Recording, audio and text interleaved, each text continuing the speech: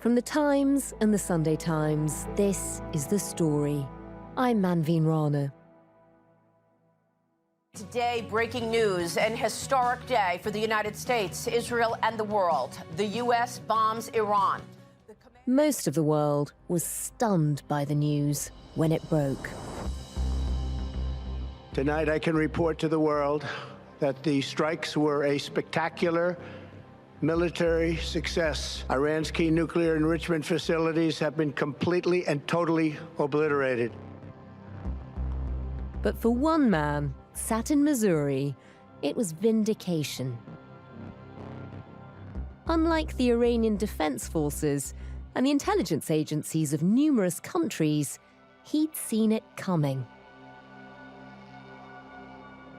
The first indication that something was actually happening came really from a guy on Twitter who tweeted that he'd just seen 9 B-2 bombers go over his house in Missouri in the United States, flying east. And there'd been a report that B-2 bombers were on their way west, possibly to Guam, possibly to Diego Garcia, where there's that famous US military base. And so he got a lot of replies saying, no, they're going west. And he said, nope, these ones are definitely going east.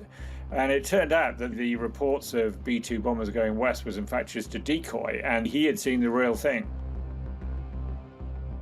Trump had said he was going to decide within the next 2 weeks whether to bomb Iran's nuclear installations. He actually took the decision within 2 days, and the full war room was up in the Pentagon and in the White House, and off they went with 14 bunker buster bombs that are specifically designed essentially to break open this nuclear plant, this uranium enrichment facility under the mountainside south of Tehran. And 12 of them were dropped on that, and 2 more on the other enrichment site at Natanz.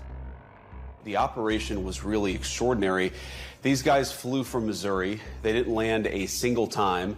They dropped 30,000-pound bombs on a target the size of a washing machine, and then got back home safely without ever landing in the Middle East or ever stopping. And now Iran has retaliated. It's fired missiles at US airbases in Iraq and Qatar. So what next? Is that the end of America's involvement, or will they keep pushing for regime change? And is war and instability about to spread across the Middle East?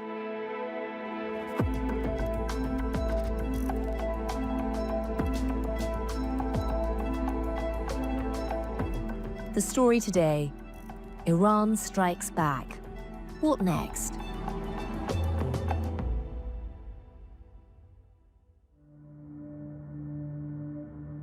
I'm Richard Spencer. I'm a foreign correspondent for The Times. I've been a Middle East correspondent for 15 years, so I sort of cover quite a wide spectrum of world events now. Richard, you've been a Middle East watcher for many, many years now. We've been teetering on the brink of war with Iran for decades. For you, watching that play out, what did you think? Yeah, I mean, it is quite remarkable in a way. Perhaps as we look back with the benefit of hindsight, we'll be able to see a greater pattern emerge. I think that might be the case. But yeah, people have been talking about bombing Iran for decades. People have talked particularly about the nuclear program. There's been debates in both Israel and America whether they either could go it alone, whether they should do it together. Mostly the argument has been to hold off. I think there have been 2 key developments. One is that Benjamin Netanyahu, who was militarily always quite cautious, he was a very aggressive leader politically, but he wasn't the most risk-taking prime minister the Israelis have had in terms of military action. But he has been emboldened by once he'd sent troops into Gaza, he's gradually stepped further ahead down the military path, bombing Hezbollah in Lebanon, taking out key sites in Iran. As I say, those bombing raids last year were much more successful than he had expected, and took out all of Iran's, I'd say, top-level Russian air defenses. So he has really pushed that narrative forward. Congratulations, President Trump. Your bold decision to target Iran's nuclear facilities with the awesome and righteous might of the United States will change history. In Operation Rising Lion, Israel has done truly amazing things. But in tonight's action against Iran's nuclear facilities, America has been truly unsurpassed. And despite all the talk in the election campaign of Trump not wanting to get involved in wars in the Middle East, you actually have an administration that is more pro-Israel and more bound to Netanyahu personally than any administration in American history. Richard, now we're more than a day after the attack. Do we know yet what's actually been achieved? How much damage did those bunker busters inflict? So the bunker busters have done, we think, probably severe damage. I mean, that's the US official assessment. Final battle damage will take some time, but initial battle damage assessments indicate that all three sites sustained extremely severe damage and destruction. I imagine, I think most people would assume that one way or another, the centrifuges that enrich uranium that are in both Natanz and Fordow, these two main enrichment sites, will have been put out of action. It looks like the two key units of the program in Isfahan have also been put out of action. There are other key parts of the program which have been attacked, like the bit that makes the triggers to actually explode the bomb if you go down to making a bomb. So that's a big blow to the nuclear program. They've also taken out quite a few. Israel have taken out quite a few scientists of the people who actually do it. On the other hand, if Iran is sensible and it's strategized, which it's had a lot of warning, it will have kept some facilities, smaller facilities maybe, going. It will have spare centrifuges that it can sort of restart that program, perhaps in a matter of months. And of course, most importantly, it is almost certain that it removed the already enriched uranium to a safe place. They have enough uranium enriched to 60% to make, with further refining, 9 or 10 nuclear warheads worth of fuel. They could actually turn what they've got into some sort of crude bomb, according to experts we have spoken to. So, it still could decide to make a bomb. It could make nuclear warheads probably still within a year or two, or if not months. Wow. So even though these were seen as very successful strikes, I mean, there was satellite imagery showing trucks leaving the Fordow site in the days running up to the bombing. Exactly. Yeah. And we do think there is now the ability that they would still be able to make a bomb within a year, probably. That's according to the people I spoke to, yeah. Richard, Iran has now retaliated. We're recording on Monday evening. Just tell us what we know so far. So this evening, there was a first Iranian retaliation. It was a rather strange event. They unleashed a volley of missiles at the Al-Udeid airbase in Qatar, which is an obvious target for them. It's the biggest US base in the Middle East. It's the home of their forward operating command for Central Command. It's the home of all their air facilities in the Gulf. So a major American target. We didn't really expect them to aim at Qatar because Qatar is pretty much the closest thing that Iran has to an ally on that side of the Gulf. They're quite close. They share a gas field. They don't get on too badly, Iran and Qatar, despite Qatar being home to this giant US airbase. But it does look as if it was all choreographed. Iranian officials have let it be known that they alerted Qatar in advance, allowing those air defences to be readied, which shot all these missiles down. So none landed, none caused any damage, none certainly killed anybody. So it does rather remind me of the response to the killing, which I think I talked about earlier, of Qasem Soleimani, the Iranian general, back in 2020, when there was a choreographed response. No one was killed, and that was the end of that confrontation. It does look as if Iran is trying to end the confrontation. It said it used as many missiles as the number of bombs that America used against its nuclear sites. So that's kind of fairly symbolic response. And it's interesting, as you say, that they ended at Qatar, and they put out a statement at the same time describing the state of Qatar as their brothers and explaining that it had been very carefully choreographed. Do we think that's it? Can we expect to see anything else coming from the Iranians? Well, I mean, that's such a specific message that they don't want to escalate. I suspect it might be all there is to it. As I say, in the longer term, I think Iran will try and get its own back in other ways. But I think first it'll see whether it is, in fact, able to reconstruct its nuclear program in any way at all. And will the Americans want to respond to this? That strikes me as unlikely. I think Israel has indicated that it wants to start winding things down. America will be assessing the success of its bombing of those nuclear installations. It doesn't seem to me, with none of these missiles landing, there's much to respond to, though it probably could if it wanted to, but that would just sort of deepen the chances of America getting sucked into a bigger conflagration, which it doesn't want to do. So I'd have thought that would be it, but I may be wrong. We know that on Monday evening, when these missiles were being launched, there were sirens going off across the Middle East and all the other countries where there are US bases in Bahrain, in Iraq, in Kuwait. Will this be a sigh of relief for everybody in the Middle East, or do you think there's still fear that there could be more to come? Well, I'm sure there's always concern. I mean, these are some of the most sensitive and highly defended installations in the world, it has to be said. As I say, what was noticeable about this was that earlier in the day, there had been warnings both to US residents in Qatar to keep their heads down, and indeed the airspace was closed over Qatar. That didn't happen in neighbouring countries, not even like Bahrain, which is the home of the US Fifth Fleet, which is just a short hop across the Gulf from on the same side of the Gulf from Qatar, nor in the United Arab Emirates. So it does look as if that was that Qatar was singled out and alerted. And Richard, we think that might be the end of it, but there has been a lot of speculation about how Iran could retaliate if they really did want to make life difficult. Just talk us through some of the options. There is this question of whether they could close the Straits of Hormuz or mine the Straits of Hormuz.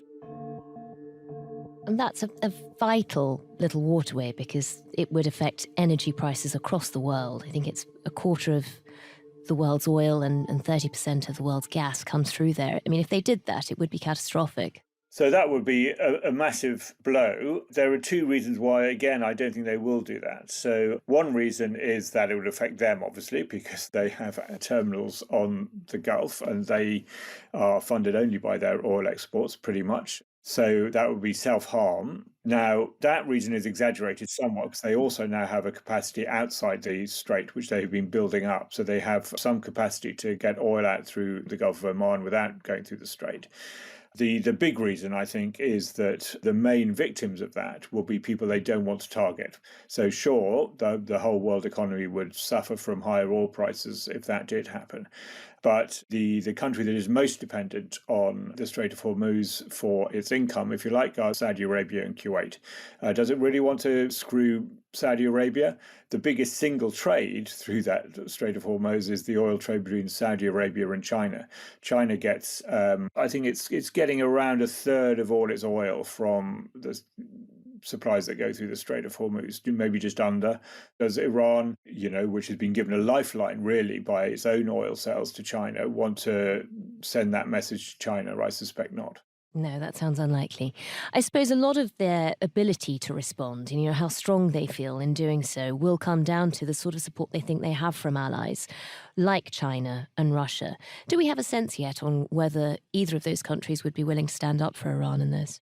They'll stand up diplomatically as they have done. I don't think they'll do very much more. I think neither of those countries really like Iran very much. I mean, it's a useful stick to wave at America. They have their own reasons for disliking what America has done in Iran. Other countries feel the same, of course.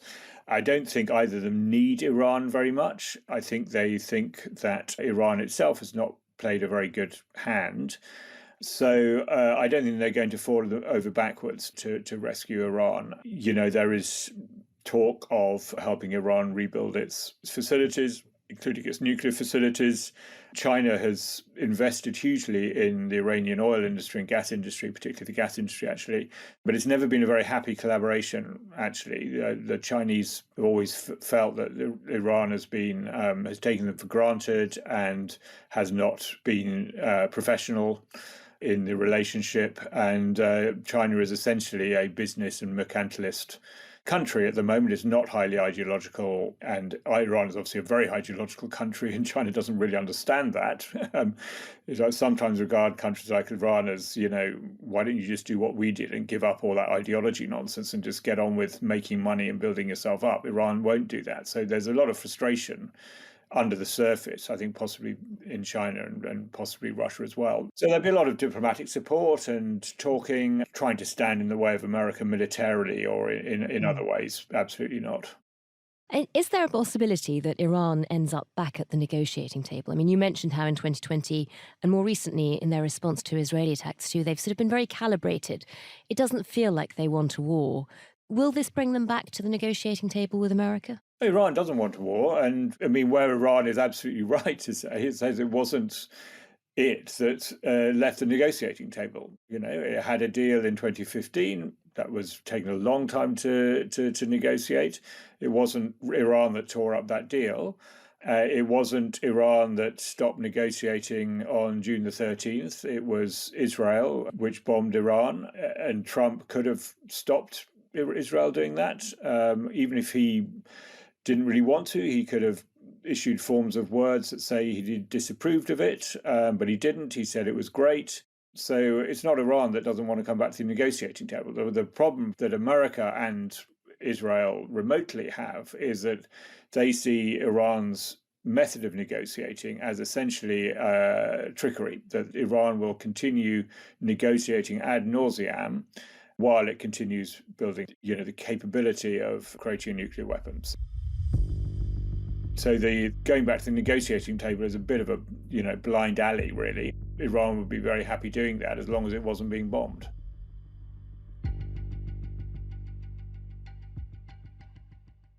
Richard, in order to understand how we got here, I suppose we have to understand why the negotiations were going so slowly.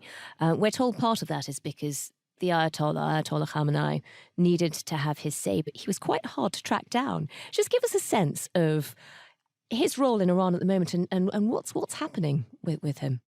Yeah, I mean, there's a lot of speculation around this. I mean, some of which you have to take with a pinch of salt. I mean, there is this story that when the Iranians met the Europeans on Thursday, so if you remember on Thursday, David Lammy and his French and German counterparts and the EU foreign policy chief, Kallas, went to meet Abbas Araghchi in Geneva, he's the Iranian foreign minister, to try and see if there's any, not really to have negotiations, but just to try and see if there's any way in which the Americans and the Iranians could, find a format to discuss the threats that Trump was making, to see if Iran could in some way assuage Trump and ward off an attack. And there is this story that Araghchi couldn't get hold of Khamenei to find out what his negotiating position was supposed to be. Now, I don't know if that's true or not. I mean, it's a good story. Khamenei is obviously would it be well advised to pay attention to his personal security and may have been whisked off to a bunker. As we know, any form of communications that's telephonic, mobile phone or internet or so, and is liable to be hacked by America and Israel as a location finder. So again, there are the stories that he only issues his instructions in person to an advisor like Ali Shamkhani, his security advisor. Now, again, I don't know if that's true. What is true is that any negotiation with Iran is incredibly long and complex because their basic negotiating style is to go and concede nothing until they actually are on the line, when they will sort of go back to Khamenei and say, can we budge an inch on this particular issue? And he will say yes or no. If he says no, as he has in the past, then whatever talks process is ongoing collapses. There was a good example of this back in 2009, showing you how old I am. I remember this. There was actually a deal on the table with where the Europeans thought they had got a nuclear deal on the table. And then there was a long silence. And basically, it turned out that Khamenei had said no. So that does happen. That was why the negotiations leading to the deal in 2015 was so painful and tortuous. And that still is the method today. I think that's one of the reasons why the Iranians say they won't have any form of negotiation while they're actually being bombed, because it just makes it impossible. If even the foreign minister, as you say, struggles to get hold of the Ayatollah for key decisions, it sounds very dysfunctional. How strong is the regime at the moment? Is it teetering? Yeah, dysfunction is a very loaded term in this context, because we have to remember that Iran it does not run itself, the regime does not run itself like a Western government. I think it's really important. I say this in quite a lot of contexts. It's very important to remember in the Islamic Republic and other Islamist groups actually set themselves up originally following the Stalinist model, that you have a sort of a Politburo behind the scenes that are the decision makers, and then you have these foreign ministers and diplomats who aren't particularly powerful. They're certainly not the equivalent of their equivalents in the West. So that makes the negotiations very, very tricky. But it also means that when we talk about dysfunctionality, we're talking about something slightly different. You know, the government of Iran continues. What is difficult is this relationship between the regime behind the government. But the government can carry on, because the government knows roughly what it's supposed to be doing. The government always, knows the parameters in which it operates. Given the losses the regime has sort of suffered in the last few months, how strong is it domestically? As I say, the government can still carry on. I mean, that's the point. So the regime has lost quite a few of its key military people in the Revolutionary Guard. But the regime itself carries on quite happily, the government, if you like, and thus the regime. And although there is opposition, it's not an opposition that's going to make itself heard while the bombs are coming down. There aren't people on the streets calling for the overthrow of the regime. So in some ways, the idea of the regime is stronger now. It's not seen that there's any means now to weaken the regime or force it to make compromises that might lead to change of policies on some of the key issues that people care about. I mean, what people generally don't want is to be bombed. I mean, that's a fairly universal preference. Yeah.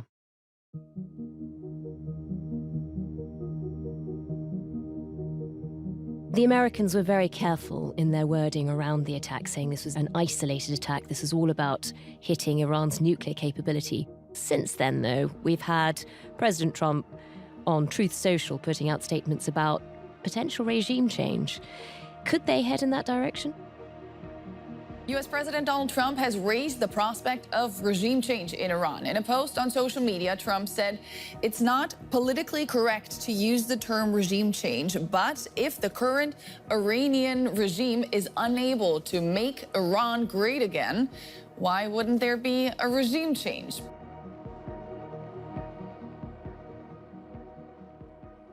My personal view is that Trump talks a lot. Sometimes he has a clear sense of a strategy behind what he says. Quite a lot of the time he doesn't. He just says, what he feels like when he wakes up in the morning. I suspect he got up, saw that J.D. Vance and Pete Hegseth had been on the TV shows yesterday in America saying, no, we're not about regime change at all, and we're definitely not going to do that. And he thought they were probably giving in to those noisy voices in MAGA who are very much against regime change and Middle East intervention. And he thought, well, it's me to decide that, not you. Thanks very much. I'm not taking anything off the table. Don't speak for me. I suspect that's what about it. But it does serve a purpose, which is to make the regime insecure, make Iran slightly less certain about how it responds.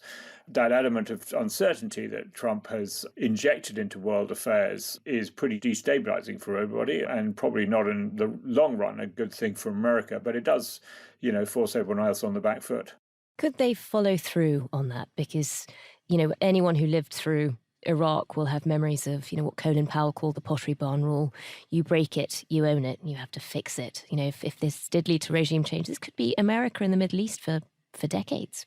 Yeah, so, the history of the Iraq War is a very big one, and there are many aspects of it where the conventional explanation is contested. There was the regime change and there was the nation building. Trump is clearly not interested in nation building, but that doesn't mean to say he is not interested in regime change. So if Trump is truly America first and MAGA, maybe he doesn't care so much about what's left behind if he creates that mistake. I mean, Colin Powell said that. Colin Powell thought he was a decent guy. Trump doesn't think he's a decent guy. He doesn't think he's responsible for what happens in Iran, so long as Iran stops being a threat. And just finally, Richard, how will this be playing out across the rest of the Middle East? I mean, Iran hasn't always been particularly friendly to many of its Arab neighbours, but how will they be viewing America's attack on Iran? So we all imagine that the Gulf leaders, so long as it's contained this crisis, will be somewhat pleased that Iran has been reined back in. But I think, like everyone else, actually, and I think that this applies to Keir Starmer as well, actually, they just don't know. Well, they don't know what to think because they don't know what's going to happen, because nobody knows what's going to happen. I think they're suspending judgment, really.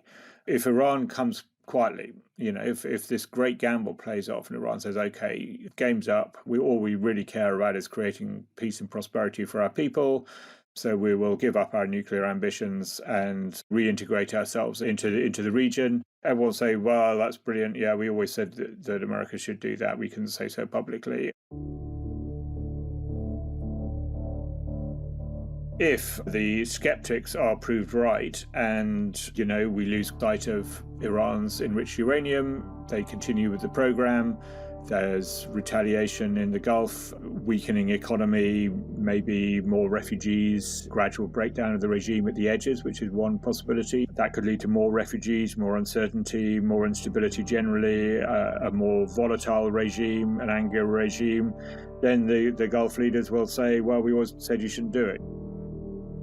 Most ordinary people cannot understand why Israel and America think that bombing their way to success in the Middle East is going to create stability.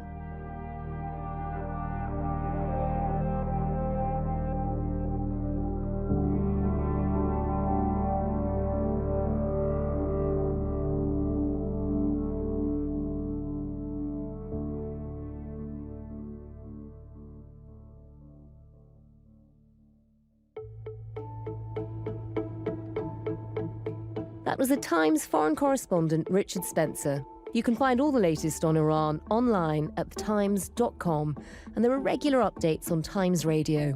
The producer today was Edith Rousselot. The executive producer was Molly Guinness, and sound design and theme composition were by Mal Assetto.